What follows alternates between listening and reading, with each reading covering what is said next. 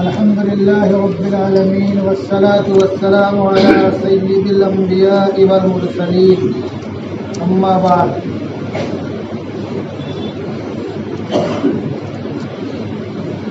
أعوذ بالله من الشيطان الرجيم بسم الله الرحمن الرحيم أم حسبت أن أصحاب الكهف والرقيم كانوا من آياتنا عجبا إذ أوى الفتية إلى الكهف فقالوا ربنا آتنا من لدنك رحمة وهيئ لنا من أمرنا رشدا صدق الله العظيم. حضرات محترم،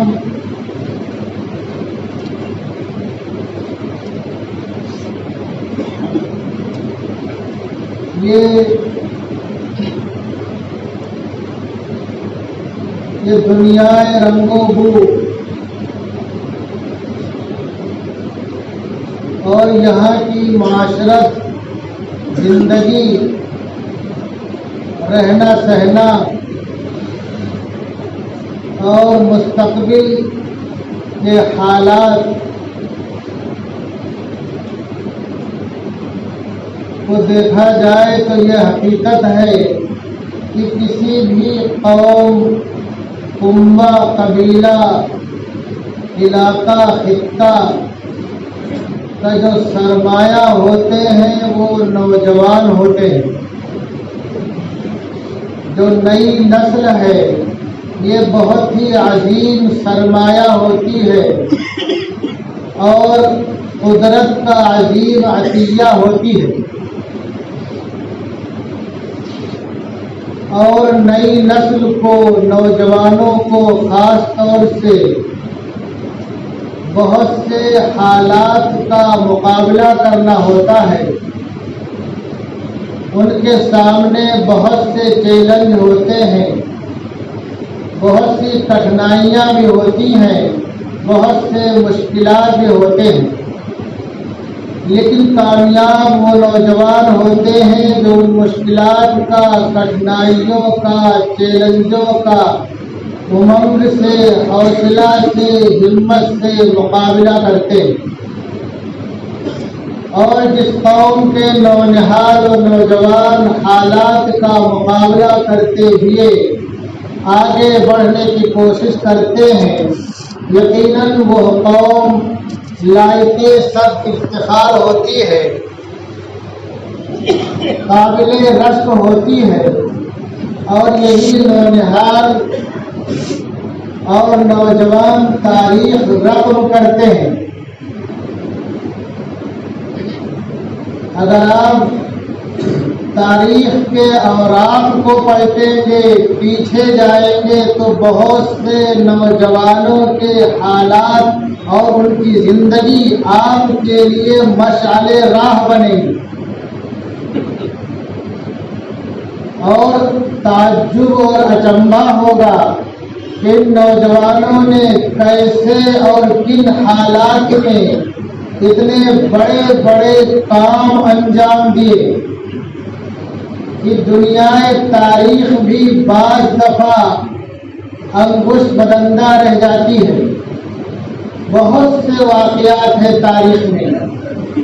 میں نوجوانوں کی بات اس لیے کر رہا ہوں اور تاریخ کی بات اس لیے کر رہا ہوں کہ ہماری نئی عمر کے لوگ یہ سمجھتے ہیں کہ ابھی ہماری عمر ہی کیا ہے، ابھی ہماری عمر ہی کیا ہے، ابھی ہم کیا کریں گے. یہ کہنا کہ ہماری عمر ہی کیا ہے اور ہم کیا کریں گے یہ پست ہمتی کی علامت ہے. تمہارے حوصلے بلند نہیں، تمہاری ہمتیں جمع نہیں، تم نے پہلے ہی سپر ڈال دیا. تم یہ عزم رکھو، یہ حوصلہ رکھو، یہ ہمت رکھو کہ ہماری یہی عمر ہے کرنے کی، کر گزرنے کی. اور ہم عزم مصمم رکھتے ہیں کہ کریں گے، کر گزریں گے انشاءاللہ. اور قرآن نے تو ایک واقعہ نقل کیا سورہ کہف میں، جمعہ کو سورہ کہف پڑھنا چاہیے، بہت ہی اس کی فضیلت ہے۔ پابندی سے ہر جمعہ کو پڑھنا چاہیے، قرآن کو ڈیلی پڑھنا چاہیے۔ اللہ تبارک و تعالیٰ نے چند نوجوانوں کا واقعہ ذکر کیا قرآن میں۔ نوجوانوں کا واقعہ کیا ہے کہ ظالم حکمراں آ گیا، وہ دین قیم سے منحرف تھا، شرک و بت پرستی کی دعوت دینے والا تھا، اور جو لوگ نہیں اس کی بات مانتے تھے ان کو بزور طاقت منوانے کی کوشش کرتا تھا۔ اس کو کچھ نوجوانوں کے تعلق سے معلوم پڑا کہ وہ اس کے مذہب کے پیروکار نہیں ہیں، وہ اللہ کی وحدانیت کے قائل ہے۔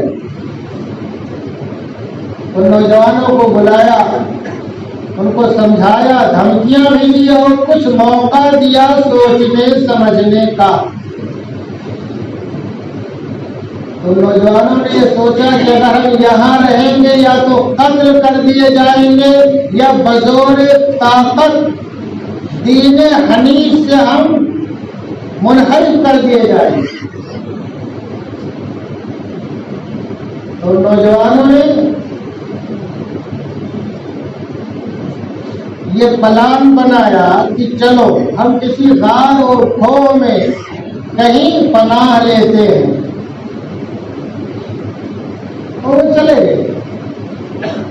اللہ نے ان پر ایک لمبی نیند طاری کر دی، لمبی نیند جو صدیوں پر محیط تھی۔ نوجوانوں کے اس واقعے کو اللہ تبارک و تعالیٰ نے بہت ہی اچھے انداز سے بیان فرمایا۔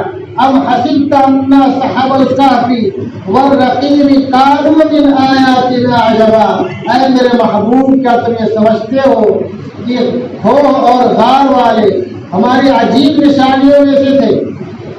اذ اول فتنۃ الکہف، جب چند نوجوانوں نے، فتیہ کا لفظ ہے فتح کی جگہ، چند نوجوانوں نے غار میں پناہ لی تو کیا کہا؟ فقالوا ربنا آتنا من لدنک رحمہ، اے بار الہ تو ہمیں اپنے پاس سے رحمت عطا فرما، اپنی عنایت سے نواز، اپنی توجہ سے نواز اور اپنے انعامات سے نواز، ہماری دستگیری فرما، ہم پر کرم فرما، ہم پر عنایت فرما، وہیئ لنا من امرنا رشدا، اور ہمارے معاملے میں بھلائی کا معاملہ فرما۔ یہ کون نوجوان تھے جنہوں نے کیا کہا کہ ہؤلاء قوم اتخذوا من دونہ آلہہ، کہ ہمارے قوم کے لوگوں نے اللہ کو چھوڑ کر کے دوسرے کو معبود بنا لیا، اب ان کو کوئی جائے پناہ نہ ملی۔ اگر وہ وہاں رہتے اپنے ملک میں، اپنے وطن میں، آبادی میں، شہر میں، لوگوں کے بیچ میں، تو ان کے ساتھ زور زبردستی ہوتی، مار پیٹ ہوتی، ان کے ساتھ سختی ہوتی۔ تو نوجوانوں نے کیا کیا؟ الگ راستہ اپنا لیا، الگ راستہ چن لیا۔ ان نوجوانوں کی جو زندگی ہے ہمارے نوجوانوں کے لیے مشعل راہ ہے۔ اس زمانے میں اور ان حالات میں آپ کو غار اور کھو میں جانے کی ضرورت نہیں ہے۔ کوئی آپ کو آپ کے مذہب سے منحرف ہونے کے لیے زور زبردستی نہیں کر سکتا ہے، لیکن بہت سے معاملات اور حالات ایسے ہیں کہ جس میں آپ کو اپنے آپ کو بہت سی چیزوں سے دور کرنا ہوگا۔ اگر آپ ان بہت سی چیزوں کو اپنے آپ کو دور نہیں کریں گے تو آپ جو ملت کا عظیم سرمایہ ہے وہ سرمایہ نہ بچیں گے، بلکہ ملت کا عظیم نقصان ہوگا، ملت کا عظیم خسارہ ہوگا۔ آپ کو ایمان بچانے کے لیے جنگلوں بیابان میں جانے کی ضرورت نہیں ہے، ادھر ادھر پناہ لینے کی ضرورت نہیں ہے۔ آپ کو اپنے ایمان میں پختگی پیدا کرنے کے لیے، آپ کو اپنے کلمہ اسلام کی بلندی کے لیے کچھ چیزوں سے اپنے آپ کو دور رکھنا ہے۔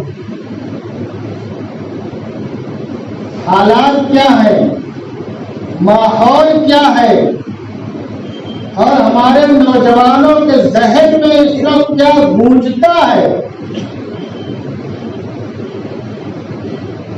بہت سے نوجوان بہت ہی صالح ہیں، بہت ہی نیک ہیں، بہت ہی پرہیزگار ہیں، اور کچھ ایسے نوجوان ہیں کہ جن کے ذہن میں پتہ نہیں کیسی کیسی باتیں آتی رہتی ہیں، خرافات میں لگے رہتے ہیں، اور اس سے خرافات میں الٹی سیدھی حرکتوں میں، جن کا نہ اسلام سے تعلق ہے، نہ مسلمانوں سے تعلق ہے، نہ کلمہ حق کی دعوت دینے سے تعلق ہے۔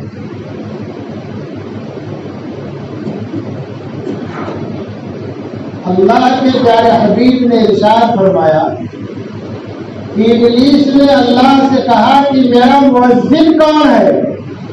تو اللہ نے کیا کہا؟ باجا۔ اس نے کہا میرا پڑھنا کیا ہے؟ تو اللہ نے کیا کہا؟ وہ گانے۔ کہا میری خوراک کیا ہے؟ تو کہا مردار اور وہ جانور جو کہ اللہ کے نام پہ ذبح نہ کیا گیا۔ کہا میرا پیشہ کاروبار کیا ہے؟ کہا میرا پیشہ اور کاروبار نشہ، لوگوں کو نشہ کی ترغیب دینا، نشہ میں مبتلا کر دی۔ اس نے کہا میرا ٹھکانا مکان و مسکن کا کیا ہے؟ تو کہا بازار۔ اس نے کہا کہ میرا پھندا اور جال کیا ہے؟ تو اللہ نے کیا کہا کہ عورتیں۔ پھر اس نے کہا کہ میری آواز کیا ہے؟ تو کہا گانا۔ تو ہمارے جو ابھی نوجوان احباب ہیں، ساتھی ہیں، وہ ان چیزوں میں مبتلا ہیں کہ جن کا تعلق ابلیس کے رہن سہن سے ہے، اس کی زندگی سے ہے۔ وہ نوجوان کہ جنہوں نے تاریخ رقم کی، ان سے اس کا کوئی تعلق نہیں۔ حضرت عائشہ رضی اللہ تعالیٰ عنہ کے سامنے بعد جناب رسول اللہ صلی اللہ علیہ وسلم نے ارشاد فرمایا گزشتہ امتوں کے دھسنے کا، بگڑ جانے کا، چہرے مسخ ہو جانے کا۔ تو حضرت عائشہ رضی اللہ تعالیٰ نے فرمایا کہ یا رسول اللہ صلی اللہ علیہ وسلم، جو کلمہ لا الہ الا اللہ پڑھتا ہوگا کیا اس کے ساتھ بھی ایسا ہوگا؟ تو آپ نے کیا فرمایا؟ سنو مسلمانوں غور سے، آپ نے فرمایا اذا ظہرت القینات وظہر الربا، جب ان میں گانے بجانے کا عام رواج ہو جائے گا اور سود بیاج کا عام رواج ہو جائے گا، گانے بجانے کا عام رواج ہو جائے گا اور سود بیاج کا عام رواج ہو جائے گا، تو یہ خسف اور مسخ بھی ہوگا، چہرے بھی بگڑ جائیں گے۔ اور طبرانی کی، مسند احمد کی اور ترمذی شریف کی روایت ہے کہ جناب رسول اللہ صلی اللہ علیہ وسلم نے ارشاد فرمایا کہ ہماری امت کی جماعت، امت کی ایک جماعت کھاتی پیتی لہو و لعب میں مشغول ہوگی، کھاتی پیتی لہو و لعب میں مشغول ہوگی کہ اچانک سور اور بندر میں وہ بدل جائیں گے، اچانک سور اور بندر میں وہ بدل جائیں گے، تیز آندھی چل کر ان کو دریا برد کر دے گی اور امت کے بعد افراد کو اڑا کر دریا برد کر دے گی۔ اور کیوں کرے گی؟ اس گناہ پر کہ وہ شراب کو حلال سمجھیں گے، شراب کو دوسرے ناموں سے حلال کر لیں گے اور باجا بجائیں گے اور گانے والیوں کو مقرر کریں گے۔ اس زمانے میں آپ کو باجا بجانے کی، خود سے باجا بجانے کی ضرورت نہیں ہے، آپ کو گانے والیوں کو مقرر کرنے کی ضرورت نہیں ہے۔ آپ کے ہاتھ میں موبائل ہے، ساری چیزیں اس میں موجود ہیں۔ جس طرح اللہ تبارک و تعالیٰ نے اندھیرا بنایا، رات کی تاریکی بنائی، اگر کوئی چاہے تو رات کی تاریکی میں اللہ تبارک و تعالیٰ کی عبادت میں مشغول ہو کر کے اللہ کی رضا حاصل کرے، اور اگر کوئی چاہے تو رات کی تاریکی اور اس کے اندھیرے کا فائدہ اٹھا کر کے چوری اور ڈکیتی کرے۔ ایسے اس زمانے میں جو یہ خرافات، جو یہ علبۃ الشیطان ہے، جو موبائل ہے، ایک زمانے میں ہے۔ اگر آپ چاہو تو اس سے فائدہ اور نفع بخش چیزیں سیکھو، سمجھو، اور امت کے لیے، قوم کے لیے، ملک کے لیے، وطن کے لیے اچھی چیزیں اس سے حاصل کرو، اور اگر چاہو تو گناہ کی چیزوں میں لگ جاؤ، مشہور ہو جاؤ۔ تو نوجوان اس زمانے میں بہت سی برائیوں میں جو مبتلا ہے، اس میں ایک بڑی برائی گانا بجانا ہے، اور گانے میں لگے رہنا ہے، فواحش میں لگے رہنا ہے، برائیوں میں لگے رہنا ہے۔ الغنا رقیۃ الزنا، گانا جو ہے یہ زنا کے لیے جادو کا کام کرتا ہے، گانا جو ہے یہ زنا کے لیے جادو کا کام کرتا ہے۔ الغنا راعیۃ الزنا، کہ گانا بجانا جو ہے یہ زنا کا چسکا پیدا کرنے والا ہے، اور سنا کر کے پھر دوسرے طریقے اپناتے ہیں، دوسرے راستے اپناتے ہیں۔ جو چیز حلال طریقے سے حاصل ہو سکتی تھی اس کو حلال طریقے سے حاصل نہ کر کے ناجائز طریقے سے اگر حاصل کرتے ہیں، دل و دماغ میں جب ان کے شیطان کچوٹے مارتا ہے، ان کو ابھارتا ہے۔ اللہ تبارک و تعالیٰ نے سورہ لقمان میں ایک شخص تھا، اس کا نام ہے نضر بن حارث۔ نضر بن حارث، نضر بن حارث مکہ کا بڑا تاجر ہے، اور وہ عجم کے ملکوں کا تجارت کے لیے سفر کیا کرتا تھا، اور جب جاتا تھا تو وہاں سے یہ گانے بجانے کی چیزیں، اس کے سامان، آلات اور واقعات اور قصوں کو بھی لے کر کے آتا تھا، اور لوگوں سے کیا بولتا کہ محمد جو تم کو قرآن سناتے ہیں، آؤ میں تم کو اس سے اچھی بات سناتا ہوں۔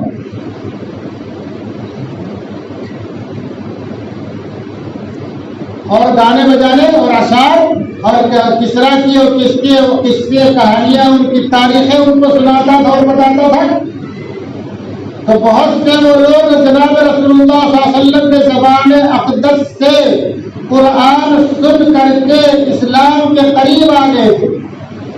اس میں سے کچھ ایسے لوگ اس کے قصے کہانیاں اور گانا بجانا سن کر کے اس کے ساتھ رہنے لگے، اور لونڈی بھی لے کر کے آیا گانے کے لیے، کیا مفت میں گانا سنو۔ تو اللہ نے ارشاد فرمایا وَمِنَ النَّاسِ مَن يَشْتَرِي لَهْوَ الْحَدِيثِ لِيُضِلَّ عَن سَبِيلِ اللَّهِ بِغَيْرِ عِلْمٍ، کہ بعض ایسے لوگ ہیں جو لہو الحدیث خریدتے ہیں۔ لو جو ہے اگر باب افعال میں جائے گا استغلا، تو غافل کر دینا، بے خبر کر دینا، اور حدیث کا مطلب یہاں پر کیا ہے؟ قصہ، کہانی۔ یہ بعض ایسے لوگ ہیں جو لہو الحدیث خریدتے ہیں۔ یہ خریدنا بعض دفعہ باقاعدہ جو خریدنا ہے وہ تو ہے ہی ہے، بعض دفعہ جو ہے بدلنے کے معنی میں بھی آتا ہے، جس کے بدلے اس کو لے لو۔ اور کیوں ایسا کرتے ہیں؟ لِيُضِلَّ عَن سَبِيلِ اللَّهِ بِغَيْرِ عِلْمٍ، کہ بے سوچے سمجھے اللہ کے راستے سے غافل کر دیں، بے خبر کر دیں۔ وَيَتَّخِذَهَا هُزُوًا، اور اس کو ہنسی مذاق اور ٹھٹھا بناتے ہیں۔ أُولَٰئِكَ لَهُمْ عَذَابٌ مُّهِينٌ، یہ ایسے لوگ ہیں جن کے لیے رسوا کن عذاب ہے، رسوا کن عذاب ہے۔ تو یہ لہو الحدیث ہے جو اللہ سے غافل کرنے والی ہے، اور وہ چیز جس میں نہ دینی فائدہ نہ دنیاوی فائدہ، وہ سب اس میں شامل ہے۔ اور جو تمہارے نفس کے امارہ کو بھڑکانے والی ہو، تمہارے خواہشات کو ابھارنے والی ہو، تم کو غلط کام پہ ڈالنے والی ہو، غلط لائن پہ لگانے والی ہو، وہ سب اس میں شامل ہے، بالکل حرام ہے۔ نوجوانوں، تم امت کا عظیم سرمایہ ہو، تم یہ نہ سمجھو کہ تمہاری کوئی قیمت نہیں ہے۔ اگر تم بیدار ہو جاؤ، تم جاگ جاؤ، تمہارے حوصلے بلند ہو جائیں، تو کبھی تم سید سالار مسعود غازی بن جاتے ہو، کبھی تم محمد بن قاسم بن جاتے ہو، کبھی تم قطب الدین بختیار کاشی بن جاتے ہو، اور کبھی تم محمد الفاتح ثانی بن جاتے ہو۔ ان لوگوں کی عمریں کتنی تھی؟ اگر یہ بھی تمہاری طرح یہ سوچتے کبھی ہماری عمر ہی کیا ہے، تو ہنسنے کھیلنے کی عمر ہے، جو مستی کرنا ہے کر لے، بعد میں دیکھا جائے گا۔ تو اتنے آن بان شان کے ساتھ اسلام بر صغیر میں نہیں پہنچتا۔ محمد بن قاسم کی عمر 17 سال تھی، سن 92 ہجری میں اس کے مبارک قدم بر صغیر میں پڑے، اور جہاں سے وہ گزرا جہاں تک گیا پورا کا پورا خطہ علاقہ حلقہ بگوش اسلام ہوتا گیا۔ کیوں ہوتا گیا؟ شمشیر و سنان اور گھوڑے کی پشت اور آہن و زنجیر سے نہیں ہوئے لوگ حلقہ بگوش اسلام، اس کا اخلاق دیکھ کر کے، اس کا کردار دیکھ کر کے کہ اسلام کی سچی تعبیر اور تصویر تھا وہ شخص، وہ چلتا پھرتا اسلام کا داعی تھا کہ طاقت ہونے کے باوجود اس نے کسی پہ ظلم نہیں کیا، کسی کے ساتھ زیادتی نہیں کی، کسی نوجوان عورت کو نگاہ بھر کر کے دیکھا نہیں، کسی کو نہارا نہیں۔ اور سید سالار مسعود غازی رحمۃ اللہ رحمۃ واسعہ 5ویں صدی ہجری کی آپ تاریخ پڑھیے، 19 سال کی عمر ہے، 19 سال کی عمر ہے۔ ہم کیا بولتے ہیں ابھی تو وہی کیا 18-22 سال کی ہے، لڑکا ہے، گھر والے بھی توجہ نہیں دیتے، لڑکا ہے کوئی بات نہیں، لڑکا ہے کوئی بات نہیں، سمجھ جائے گا، کیا سمجھے گا۔ سید سالار مسعود غازی رحمۃ اللہ رحمۃ واسعہ کی زندگی پڑھو، 19 سال کی عمر میں ان کو شہادت نصیب ہوتی ہے۔ اگر وہ بھی ایسے ہی سوچ لیے ہوتے تو بر صغیر کے قلب، جس کو بحرائن کہہ سکتے ہیں آپ، وہاں تک اسلام اتنی عام بادشاہ سے کیسے پہنچتا، اور وہاں کے کلمہ کو لوگوں کا سر اتنا بلند کیسے رہتا، کہاں سے چل کر کے ہوتے کرتے وہاں تک پہنچے اور جانے شہادت وہاں نوش فرمائے۔ اور جب انسان گانے بجانے میں لگا رہتا ہے تو اس کی نگاہیں بھی چوری کرتی رہتی ہے، چوری کرتی رہتی ہیں۔ بعض دفعہ ہمارے لوگ کیا سمجھتے ہیں، بھائی جس کو نہیں، یہ بنگے لوگ یہ سب ان کے لیے کیا بولتے ہیں، یہ فقیر و فقراء کے لیے سب ہے۔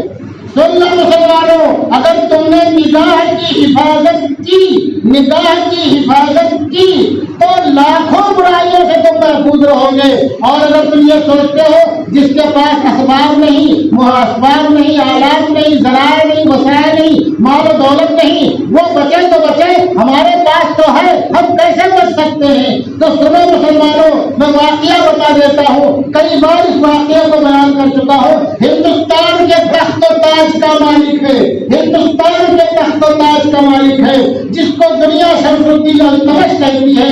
جب اس کے پیر و مرشد کا انتقال ہوتا ہے اور وہ وصیت کر جاتے ہیں کہ جس میں یہ 4 خوبیاں ہوں گی، یہ 4 خوبیاں ہوں گی، وہی میری نماز جنازہ پڑھائے گا۔ ان 4 خوبیوں میں سے ایک کیا تھی کہ جس بالغ ہونے سے اب تک جس کی نگاہ غیر محرم پر نہ پڑی ہو۔ غیر محرم سمجھتے ہو؟ غیر محرم اسے کہتے ہیں کہ جس سے نکاح کرنا جائز اور حلال ہو۔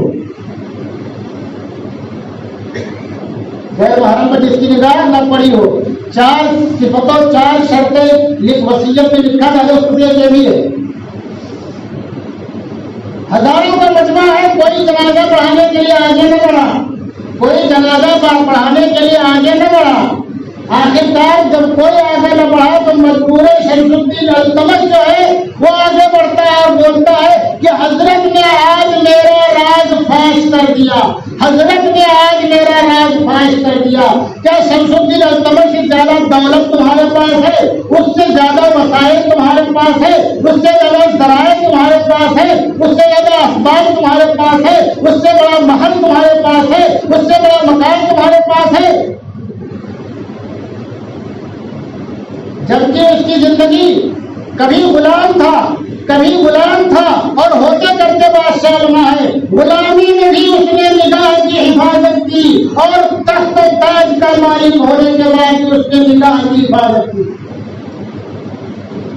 اور حضرت کا جنازہ اس نے پڑھایا۔ تو ہمارے نوجوان یہ نہ سوچیں کہ ان کی ابھی عمر ہی کیا ہے، ان کی قیمت ہی کیا ہے۔ تمہاری بہت قیمت ہے، بہت قیمت ہے۔ تم خود اپنے آپ کو پہچانو، تم کس کے امتی ہو اور تمہاری زندگی کا مشن کیا ہے، تم کس کے نام لیوا ہو اور تمہارے کندھوں پر بار کیا ہے۔ تمہارے کندھوں پر بار خالی کمانا کھانا और 2.5-6 में जाके बाद में मरने के बाद आराम कर लेना, ये नहीं है।